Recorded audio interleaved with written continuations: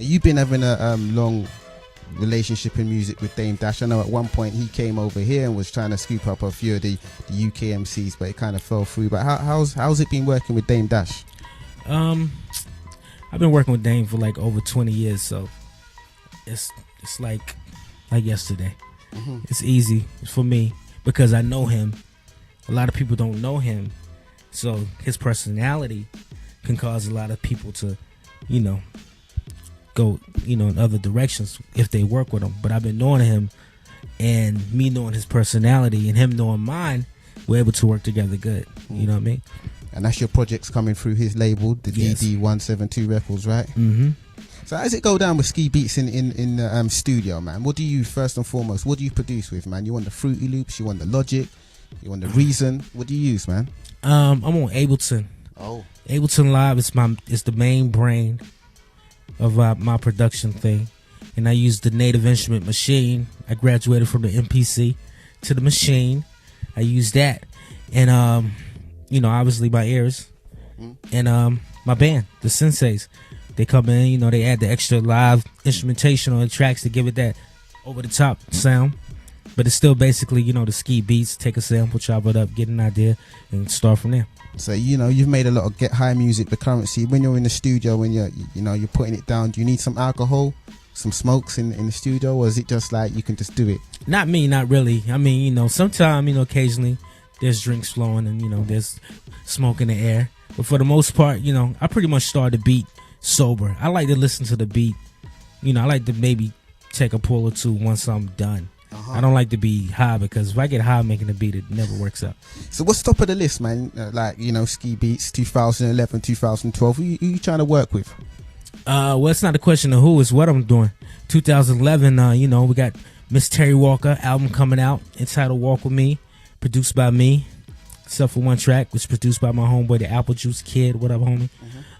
24 Hour Karate School Part 2. Then we got the UK version coming. We got another album that I produced entitled Twilight Zone. Can't really talk about that too much, but you'll hear about it.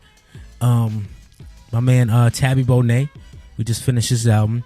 About to work on Stylie's album, Nicole Ray's album. We're doing Locksmith's album, Disco Biscuits. We're about to work with them. Mackenzie Eddie's working on the album. We're doing that. Got Dynasty Electric album about to drop. I know I'm forgetting people. Quite a lot of stuff. So you know this UK project that you're working on at the moment with like collaborating with a lot of the UK MCs, that's going to see the light of day as a full 100% UK project just produced by yourself? Yes, that's what it is. Totally dropping over here in the UK, produced by me, all UK artists, that's it. But 24 Hour Karate School. Is that 2011? Yes, definitely 2011. And how does the selection process go down with the MCs? Can MCs shout you to get involved? Yeah, they can shout me, why not? How do they get in contact? They can hit me on Twitter, at SK Beatz, SKIBEATZ. Follow me on Twitter, and just let me know what you're doing. And if I'm feeling it, then we might make it happen. If I'm not feeling it, I'm gonna let you know. So do not get offended. It's only me critiquing you to help you get better. Obviously hip hop's been living in the States, born in New York. Over here, man, we've been a bit slow to catch on. I mean, like the success has only really came in the last few years. Right. Before there was bits and bobs, but I mean the last few years is when a lot of UK artists have started charting in the nationwide charts, getting them top threes, them big selling albums and stuff. Dope. Like, what is 3 points that you will tell a UK MC that's trying to make it in the US that will help them be successful? Just be yourself, be original. Don't just keep your integrity in the game and just be you. Whoever you are, whatever you know, however you live, write about that. And don't try to, grab onto the latest fad or whatever is hot at the moment, because that's not how you develop your creativity. You know what I mean? So what's 3 knots that you would advise a UK MC trying to penetrate the US not to do? Wow, 3 knots.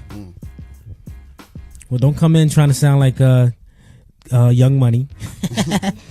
Just playing. I mean, it's no knots to me. It's just be original. That's the main thing to do. And the knots is, shit, I can't think of none. Knots.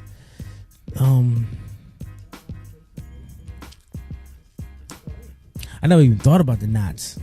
That's a good question. The 3 knots. 3 things not to do when trying to penetrate the U.S. market. 3 things not to do. I can't tell you because I'm not from UK. If I was an American MC, what was the 3 things I would not do if I was trying to penetrate the UK market? What I wouldn't do? I wouldn't come over here fronting. You know what I'm saying? I wouldn't come over here trying to, like swagger jack. All of a sudden, pretend like I'm from the UK. You know what I'm saying? I wouldn't do that. I wouldn't. I wouldn't like try to, automatically click up with people like just because this dude is famous. I wouldn't, brown nose or try to be on his ass because he's the famous person and try to roll with him. They do a lot of that shit in the States though. You know what I mean? They do a lot of click hopping. This guy's hot for a minute. As soon as he's not hot, the next person jumps in. They do that. I wouldn't do that. And if and I wouldn't definitely if you're a female MC, I wouldn't try to groupie my way into the game.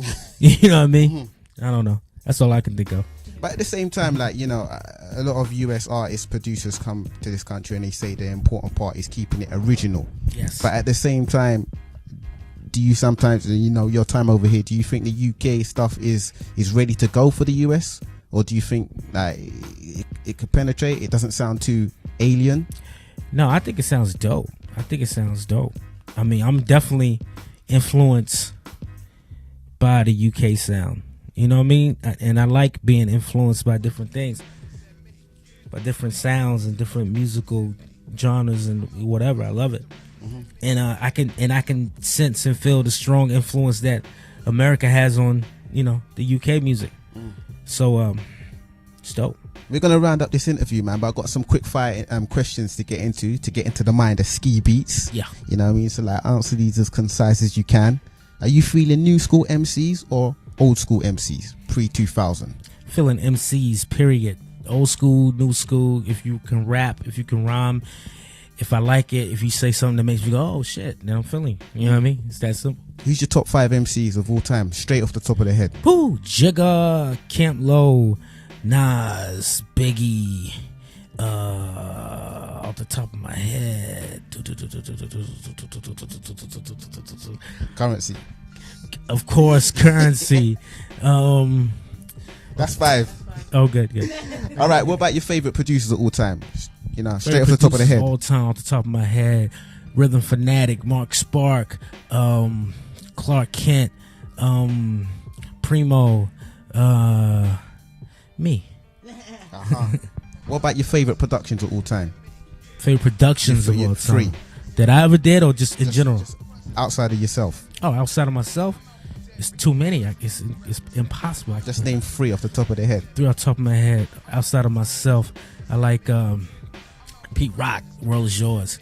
But Nas, I like off the top of my head. Good God, man. You don't understand what goes on in my mind. It's too much music. It's like a damn library of music in my head. When we was coming in, you was humming that 10 Crack Commandments. 10 Crack Commandments was fresh. That's one of my favorite songs. Can't front. See, I'm trapped between the old school and new school. You know what I mean? Because I like so much. I like what's the song that Drake did with Nicki Minaj? What's that one song? Up All Night. That one? No. Who? No. They got so many songs. Damn, Young Money, you got too many songs. Damn it. I like everything, man. I can't answer that question. I'm sorry. If there was one person you could meet on the planet right now, who would it be and why? I would want to meet Muji because he's an inspiration in my life. To those that don't know who Muji is, explain that. Muji is like a spiritual teacher, and he lives here in London, and I'm trying to find him. He lives in Brixton. If I could find Muji, I need to holler at him. He's like a Jamaican Buddha, and he'd be dropping some serious information.